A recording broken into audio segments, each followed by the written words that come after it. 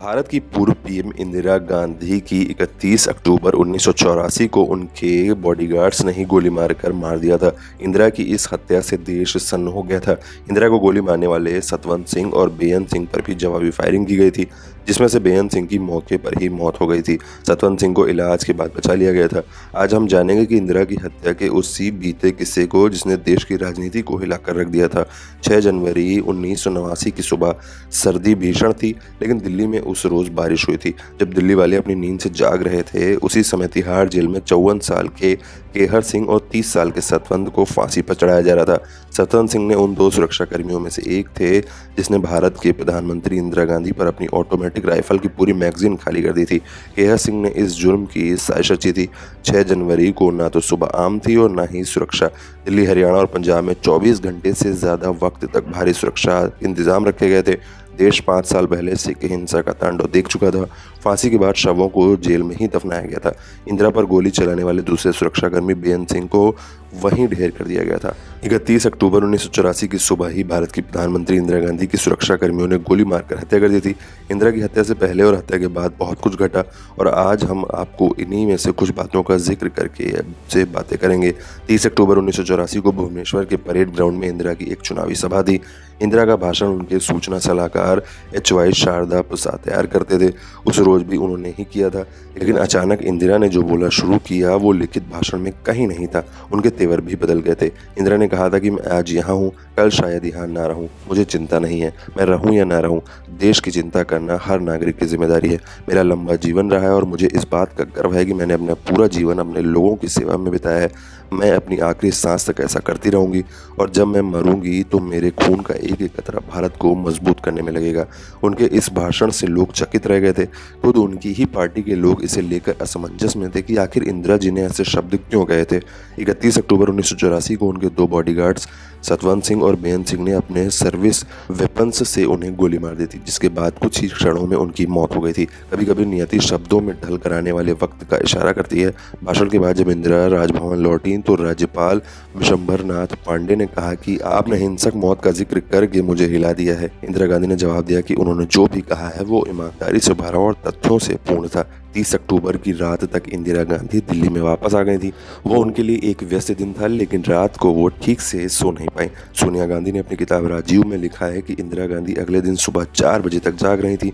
सोनिया को इसका एहसास तब हुआ जब वो अपनी अस्थमा की दवा लेने उठी थी। इंदिरा गांधी एक ड्रेसिंग टेबल के सामने बैठी थी। मेकअप आर्टिस्ट उनके बालों को संवार रही थी। इंदिरा को ब्रिटिश एक्टर और टेलीविजन प्रेजेंटर पीटर उस्तिनोव के साथ एक इंटरव्यू के लिए तैयार होना था और शाम को उन्हें ब्रिटेन की राजकुमारी एनी महारानी एलिजाबेथ थी और प्रिंस फिलिप की बेटी के सम्मान में डिनर की मेजबानी करनी थी। प्रधानमंत्री चाहते थे कि गेस्ट लिस्ट में कुछ बदलाव किए जाएं और ये बातें उन्होंने आर.के. धवन को बताई। धवन ने एक एक बात को नोट किया। पीली नारंगी साड़ी पहने इंदिरा काली सैंडल में और लाल कपड़े का थैला लिए अपने सरकारी आवास एक सफदरजंग रोड से निकलकर एक अकबर रोड के अपने दफ्तर की ओर बढ़ी। उस्तिनोव टीवी इंटरव्यू के लिए वहां इंतजार कर रहे थे। इंदिरा के attendant head constable Narayan Singh उनके ऊपर छाता लगाए चल रहे थे ताकि देश के पीएम का मेकअप बना रहे। जब वो लॉन से होकर गुजर रही थीं, उन्होंने देखा कि एक सर्वर चाय का सेट ले जा रहा है, जिसे इंटरव्यू के दौरान उस्तिनोव और इंदिरा के सामने रखा जाना था। इंदिरा ने यहाँ सर्वर को चाय का एक और शानदार सेट लाने को कहा। फिर वो नीम और ओक के पेड़ों से घिरे लगभग 20 मीटर के छोटे से सीमेंट वाले रास्ते पर चलकर आधिकारिक निवास और अपने कार्यालय को अलग अलग करने वाले गेट की ओर चली गई। वहां तैनात गार्ड्स को उन्होंने नमस्ते कहने के लिए हाथ जोड़े और तभी उन पर रिवॉल्वर की गोली चली। वक्त था सुबह 9:09। जमीन पर गिरी इंदिरा पर सतवंत सिंह ने स्टेन गन से फायरिंग शुरू कर दी। कुल 30 गोलियां चलाई। कुछ ही सेकंड में सोनिया गांधी गोलियों की आवाज सुनकर सफदरजंग रोड हाउस से भागकर बाहर आई। प्रधानमंत्री आवास पर ड्यूटी में तैनात केंद्र सरकार स्वास्थ्य योजना के डॉक्टर आर ओपे वहां पहुंचे, लेकिन वहां तैनात की गई एम्बुलेंस का ड्राइवर नहीं था। डॉक्टर ने इंदिरा को एक सरकारी कार में बिठाया और उन्हें एम्स में ले गए। गाड़ी में इंदिरा का सिर गोद में लिए सोनिया भी सवार थी। राजीव गांधी इस वक्त पश्चिम बंगाल के चुनावी दौरे पर थे और कलकत्ता से लगभग 150 किलोमीटर दूर कोंटाई में मौजूद थे। सफेद अम्बेसडर कार मिनटों में एम्स पहुंच गई। एम्स से कुछ किलोमीटर दूर बीबीसी संवाददाता सतीश जैकब ने अपना घर बंद कर लिया लिया था और वो काम पर जा रहे थे, लेकिन तभी फ़ोन की घंटी उन्हें सुनाई दी। उन्होंने दरवाज़ा खोलकर अंदर जाने का फैसला किया। फ़ोन करने वाले पत्रकार मित्र ने उन्हें बताया कि पीएम हाउस के पास कुछ गड़बड़ी की खबर है। एक एम्बुलेंस सायरन बजाते वहाँ से निकली है। जैकब ने राजीव गांधी के सहयोगी विंसेंट जॉर्ज को फ़ोन किया और उन्हें बताया कि पीएम को गोली मार दी गई है।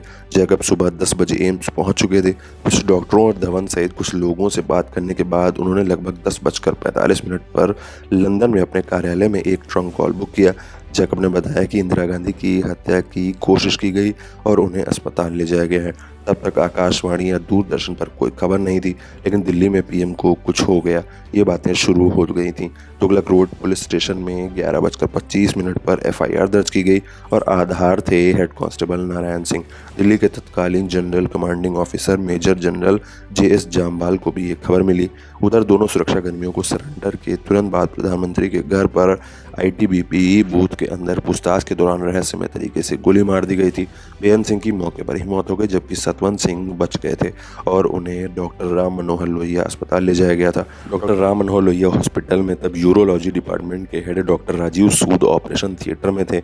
उन्हें एक नर्स से बताया कि इंदिरा गांधी को गोली लगी है और उन्हें वहां लाया जा रहा है। डॉक्टर सूद ने बाद में याद किया कि उन्हें इंदिरा को बचाने के लिए निर्देश मिला, लेकिन हैरानी तब हुई जब आईटीबीपी जवान बेअंत सिंह और सतवंत सिंह को लेकर वहां आए। सतवंत सिंह स्ट्रेचर पर था और पंजाबी में चिल्ला रहा था, शेरा वाला काम कर देता, मैं उन्होंने मार देता। डॉक्टरों ने उसका ऑपरेशन किया और उसके पेट में से 2 गोलियां निकाली। इसी बीच एम्स के डॉक्टर भी अभी गांधी को बचाने की हर संभव कोशिश कर रहे थे। वहाँ डॉक्टरों के पास करीब 60 बोतल खून था और वो करीब 40 बोतलों का इस्तेमाल कर चुके थे, लेकिन इंदिरा के लीवर, फेफड़े और किडनी से काफ़ी खून बह रहा था। ये बहते खून को रोक ना सके। कोलकाता के बाहरी इलाके में राजीव गांधी के साथ प्रणब मुखर्जी भी थे। दोपहर 1 बजे राजीव गांधी ने बीबीसी पर इंदिरा के निधन की खबर सुनी।